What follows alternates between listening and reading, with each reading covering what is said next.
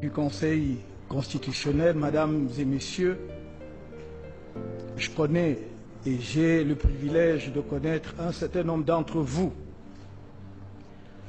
Ce qui est en cause ce matin, ce n'est pas vos compétences respectives en tant que juriste et magistrat.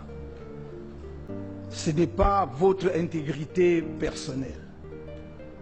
C'est le sentiment qu'un justiciable peut avoir face à une juridiction dont les membres, de par leurs fonctions passées ou présentes, ne présentent pas toutes les garanties, l'impartialité exigée par les instruments juridiques internationaux et la législation nationale. Je peux comprendre la gêne, parce que cette question peut induire le sentiment qu'il y aurait d'emblée disqualification de quelques-uns d'entre vous à connaître du contentieux qui vous a été soumis sur le fond. Là n'est pas la question. La question, c'est de savoir si, à la fin de ce contentieux électoral, les justiciables que nous sommes, à commencer par moi-même, mais également l'opinion nationale et éventuellement internationale, aura le sentiment que de hauts magistrats, d'honorables conseils à la Cour suprême, qui, pour diverses raisons, comme on l'a dit tout à l'heure, se sont retrouvés membres d'un parti politique dont un des candidats à l'élection est une émanation, peuvent, dans des conditions de sérénité, dans des conditions d'impartialité, rendre une décision qui ne souffre pas de suspicion légitime. Et à cette question, il n'y a que vous pour y répondre. Mes avocats ont suffisamment exposé les raisons pour lesquelles il y a une base juridique suffisante à ma saisine. Pourquoi j'ai qualité d'être parti à cette procédure. Il vous revient, et il vous revient cette tâche cruciale de poser les jalons de la démocratie camerounaise dont vous êtes l'ultime régulateur.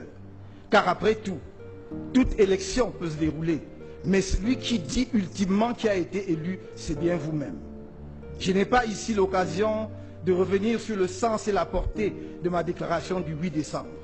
Il me suffit de dire, Monsieur le Président, honorable membre du Conseil constitutionnel, que je n'ai nullement eu le sentiment d'avoir enfreint une seule fois la loi, ne serait-ce que parce que l'article 113 du Code électoral dit que les résultats des élections sont proclamés immédiatement à l'issue du décompte dans chaque bureau de vote. Chacun peut faire la sommation et indiquer les tendances. Mais tout le monde sait, à commencer par moi-même, que vous seul pouvez proclamer le vainqueur d'une élection.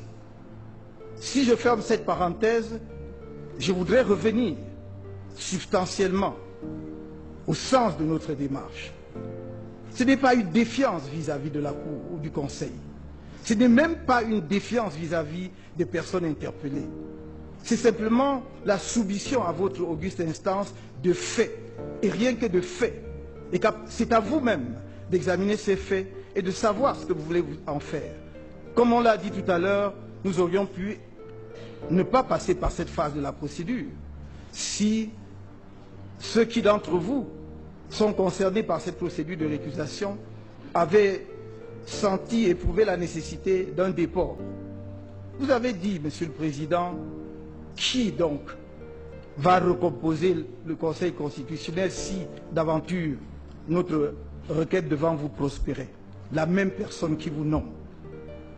Mais il se trouve d'ailleurs que la même personne, cette personne-là qui vous nomme, était candidate à l'élection qui vient d'avoir lieu, et on voit bien le caractère inextricable de notre système.